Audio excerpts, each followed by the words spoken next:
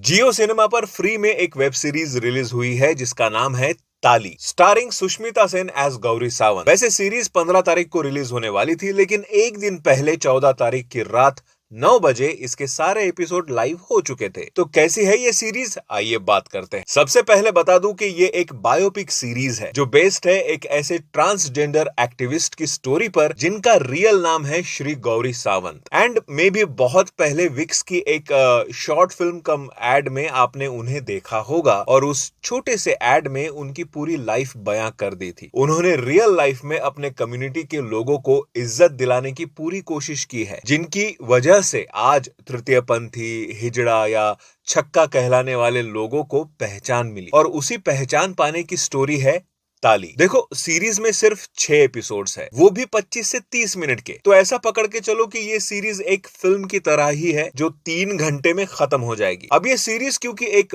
Biopic है तो गौरी सावंत की बैक स्टोरी, गणेश से गौरी बनने तक और गौरी बनने के बाद अपनी लड़ाई लड़ने तक उन्हें किन किन मुश्किलों का सामना करना पड़ा, वो इस पूरे सीरीज में आप देखोगे। लेकिन व्हाट आई पर्सनली फेल्ट के जहां सुष्मिता सेन की एक्टिंग शाइन कर जाती है, वही गौरी सावंत की रियल लाइफ स्टोरी को मेकर्स इंपैक्टफुली सामने नहीं रख पाए। पता नहीं क्यों पूरी सीरीज खत्म हो गई, लेकिन तिनका भर भी दर्द नहीं उठा ऐसे दिल में, या हमदर्दी या अपनेपन वाला एहसास नहीं हुआ। हालांकि इसके पहले 2 एपिसोड्स बहुत ही अच्छे हैं और एंगेजिंग है, वहीं पर 3rd एंड 4th एपिसोड थोड़े भटके हुए नजर आते हैं। लेकिन 5वें और 6th एपिसोड में स्टोरी अपने लाइन पर वापस आ भी जाती है एंड सुष्मिता सेन का एक दमदार परफॉर्मेंस आपको देखने को मिलता है। आई थिंक उनके करियर का अगर मैं ये बेस्ट काम कहूँ तो कोई बड़ी बात नहीं होगी। वो जब पूरी तरह गौरी बन जाती है तब उनकी एक्टिंग और भी निखर कर सामने आती है। बट जब जब वो गणेश के कैरेक्टर में रहती है तो उनका मेकअप एंड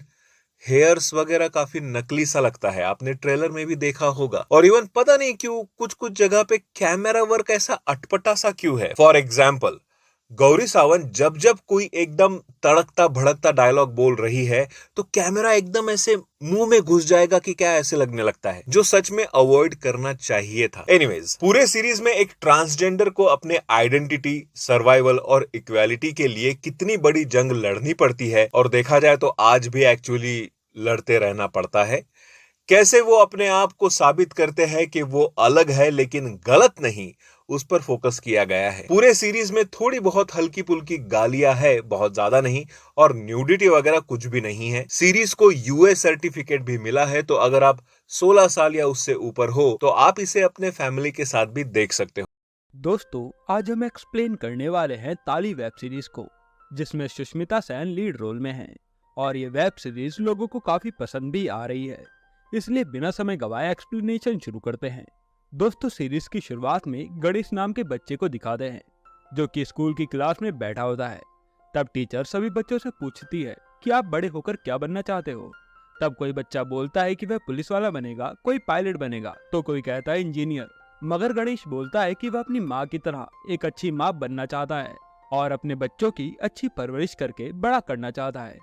यह सुनकर सारे बच्चे उस पर हंसने लगते हैं और टीचर बोलती है कि जो तुम बोल रहे हो वो पॉसिबल है ही नहीं, क्योंकि एक आदमी कभी माँ नहीं बन सकता।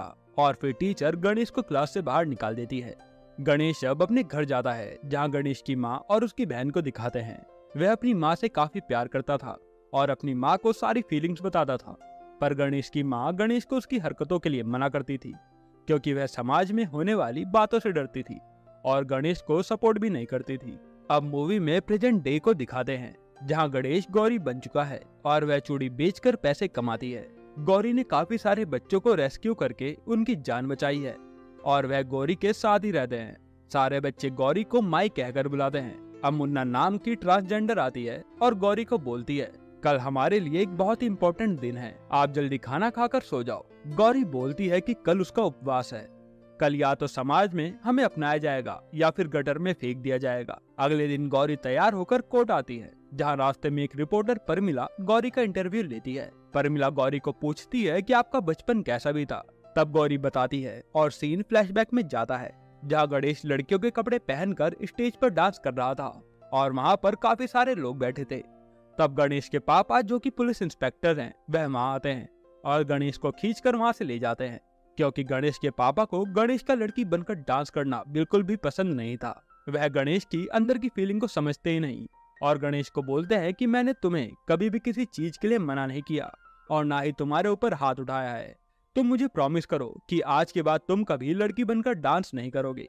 फिर कुछ टाइम ऐसे ही बीत जाता है और एक दिन जब गणेश स्कूल से घर आता है तो देखता है कि उसकी माँ गुजर गई है, जो कि गणेश की सपोर्ट सिस्टम थी। अब गौरी कोर्ट पहुंच जाती है और उसका इंटरव्यू चल ही रहा था। तब दो आदमी नकली लॉयर बनकर आते हैं और गौरी के ऊपर इंक फेंक कर चले जाते हैं। गौरी को ये सब देखकर काफी बेइज्जती फील होती है और वह रोने लगती है। फिर गौरी और परमिला पुलिस स्टेशन जाते हैं। फिर गौरी गुस्से में पुलिस को बोलती है कि वह फर्जी लॉयर उस पर इंक फेंक कर भाग गए, जाकर उन्हें पकड़ो। पुलिस वाले बोलते हैं कि आप नजदीकी स्टेशन में जाकर अपनी रिपोर्ट लिखा दो। अब गौरी और परमिला पुलिस स्टेशन के बाहर होते हैं। तब परमिला गौरी से पूछती है कि तुम्हारी माँ के जाने के बाद क्या हुआ। गौरी बोलती है कि मेरी माँ के जाने के बाद उसकी बहन की शादी हो गई और उसके पापा उसे लड़का बनाने में लग गए। वह गणेश को डॉक्टर के पास ले जाते, जिसकी वजह से गणेश को कई तरह की दवाइयाँ खानी पड़ती और जिसके कारण गणेश को रात भर नींद भी नहीं आती थी। एक दिन गणेश मूवी देखने के लिए सिनेमा हॉल गया, जहाँ पर उसने कुछ हिजड़ों को देखा जिसे वह काफी सुंदर लगे। उनकी साड़ी, बिंदी, चूड़ियाँ ये सब गणेश को काफी पसंद आए। तब गणेश ने उनका पीछा किया। उनमें से एक हिजड़े ने गणेश से काफी अच्छे से बात करी और गणेश ने उसको अपनी सारी प्रॉब्लम्स भी बता दी। उस किन्नर ने गणेश की सारी प्रॉब्लम समझी और कहा कि तू हमारी तरह रह सकती है, कुछ दिन तू हमारी तरह बनकर देख, अगर तुझे सही लगे तो तू हमारी तरह रहना, नहीं तो वापस उसी रंग में आ जाना। अब गौरी धीरे धीरे उन लोगों के साथ घुलती मिलती है और डांस करती है। गौरी को ये सब करके काफी मजा आ रहा था। गणेश के पापा भी इधर खुश थे क्योंकि गणेश के चेहरे पर हल्के हल्के बाल आने लगे थे। उन्हें लग रहा था कि दवाइयां असर कर रही हैं। एक दिन गणेश उस किन्नर के साथ मार्केट जाता है।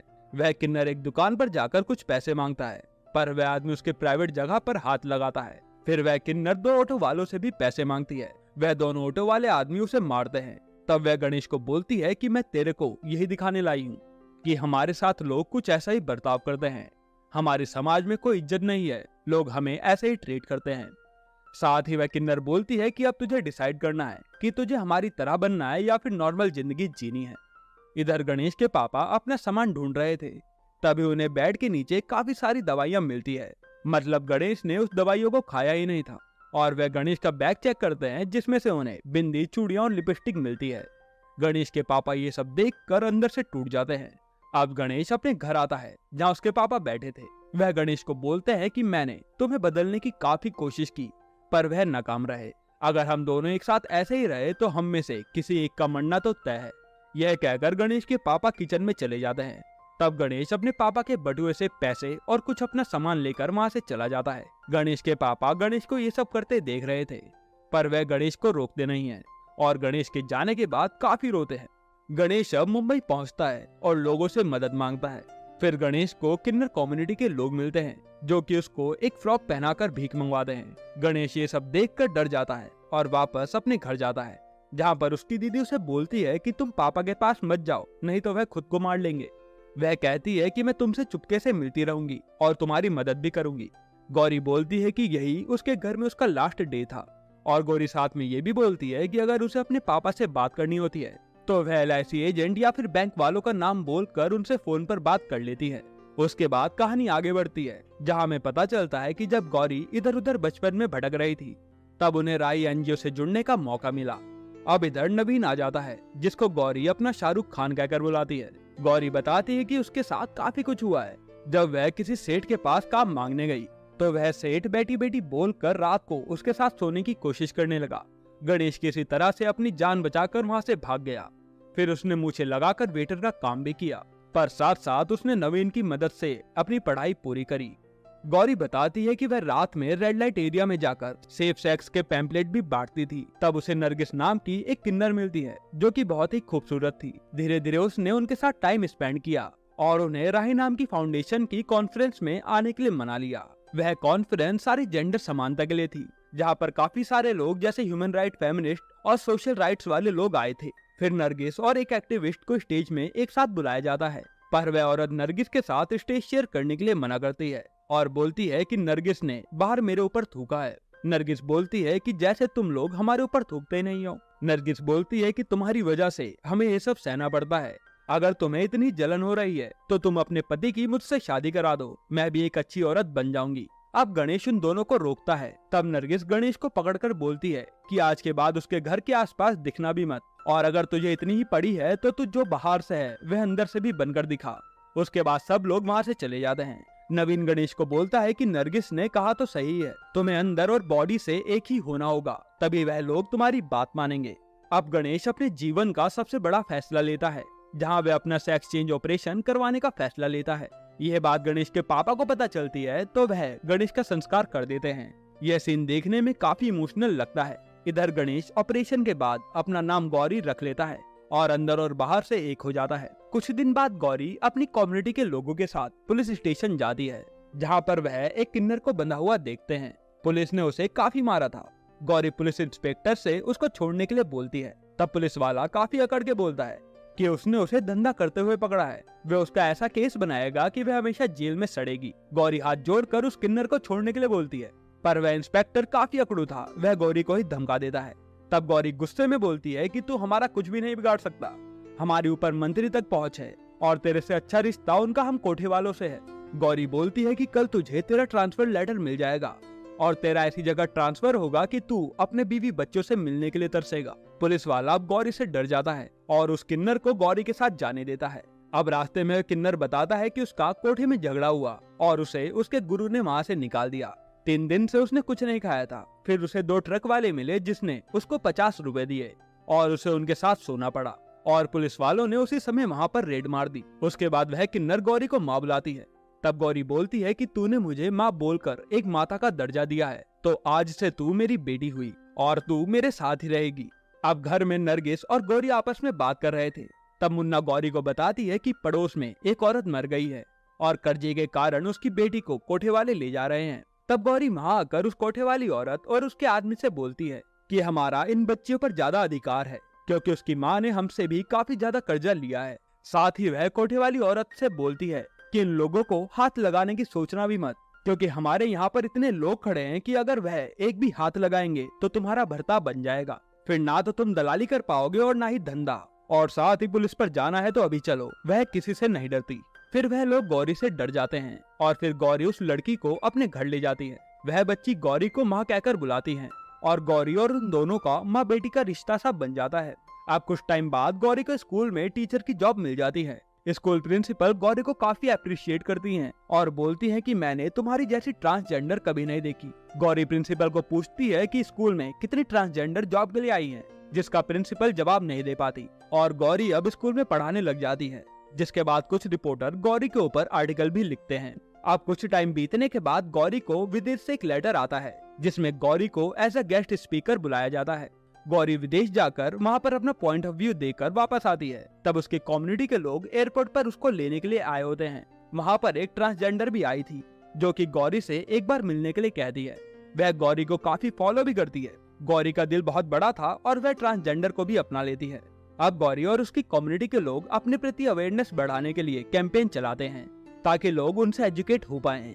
गौरी उस ट्रांसजेंडर को ये भी बताती है कि वह भी लोगों की तरह जॉब कर सकते हैं, चाहे वे सेल्समैन हो, डाटा एंट्री हो या न्यूज रिपोर्टर की जॉब, वह कोई भी जॉब कर सकते हैं। वह ट्रांसजेंडर जो गौरी को एयरपोर्ट पर मिली थी, वह गौरी के लिए एक पान लाती है।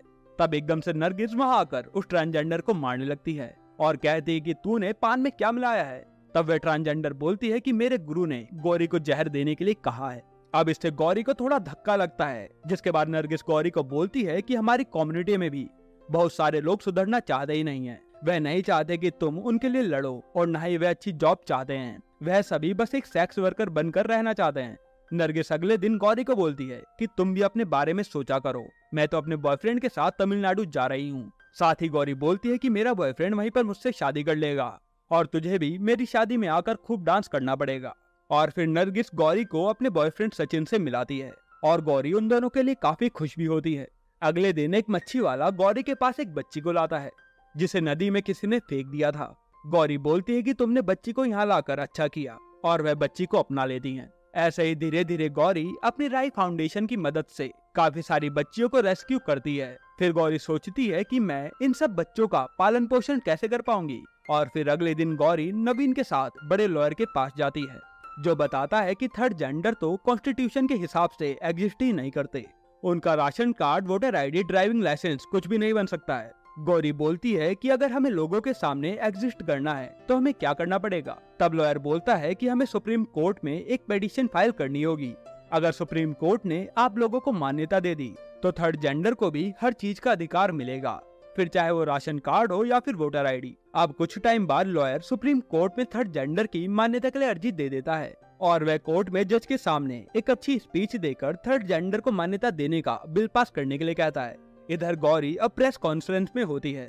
तब गौरी को एक फोन आता है कि नरगिस ने सुसाइड कर लिया है क्योंकि उसके बॉयफ्रेंड ने उसे छोड़ दिया। गौरी ये बात सुनकर काफी इमोशनल हो जाती है और फिर वह हॉस्पिटल जाती है जहां नरगिस की बॉडी टॉयलेट के बाहर पड़ी थी। कंपाउंडर वहां आकर बोलता है कि कोई भी इसकी बॉडी को छूना ही नहीं चाहता है, वह तो हमने इसे यहाँ पर रखा है, अगर आपको हमें कुछ बख्शीश देनी है तो आप दे सकती हैं। तब गौरी बोलती है कि हाँ, मैं तुम्हें बख्शीश जरूर दूंगी, पर ये तो बताओ कि इसको यहाँ रखने के लिए कहा किसने। अब डॉक्टर वहाँ पर आता है और बोलता है कि तुम लोगों को यहाँ रखने की कोई जरूरत है ही नहीं। और डॉक्टर और गौरी के बीच काफी बहस हो जाती है। गौरी बोलते है कि तू चाहे किसी को भी बुला ले, लेकिन जब तक तुम माफी नहीं मांगोगे वह यहाँ से बॉडी नहीं ले जाएगी। फिर वह डॉक्टर अपने सर को फोन करता है और उनका सर बोलता है कि बॉडी को वहीं पड़े रहने दो।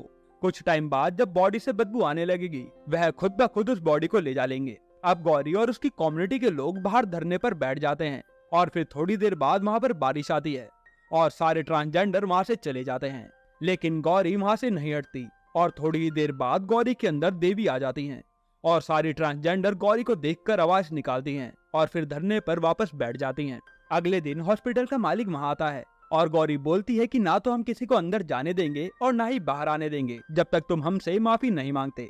तब वह आदमी गौरी को अपने कैबिन में ले जाकर बात करने के लिए कहता है, लेकिन कैबिन में गौरी की कोई बात नहीं मानता।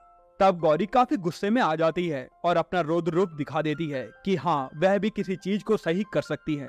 जिसके बाद हॉस्पिटल का मालिक आखिर में गौरी और सबसे माफी मांग लेता है और फिर गौरी नरगिस की बॉडी को आखिरी विदाई देती है। अब जजमेंट का दिन फाइनली आ जाता है जहाँ सुप्रीम कोर्ट फैसला करता है कि ट्रांसजेंडर को भी मान्यता मिलनी चाहिए और कोर्ट ट्रांसजेंडर को मान्यता दे देता है, यानी कि अब से सारे ट्रांसजेंडर को और लोगों की तरह ही अधिकार मिलेंगे। और फिर गौरी अब जाकर अपनी इंक साफ करती है और बाहर जाकर प्रेस में बोलती है कि हम लोगों को अपने से अलग मत समझो, हम भी इंसान ही हैं, हम लोग भी अपने काम से पहचान बनाना चाहते हैं, ना कि जेंडर से। और फिर एंड में श्री गौरी सावंत जी की फोटो दिखाते हैं जिन पर ये सीरीज बेस्ड है और फिर ये सीरीज यहीं पर खत्म होती है। दोस्तों, आपको ये वेब सीरीज कैसी लगी कमेंट में जरूर बताइएगा। हेलो फ्रेंड्स, अगर आपको मूवी देखना अच्छा लगता है तो प्लीज़ हमारे चैनल को सब्सक्राइब और लाइक करना मत भूलना।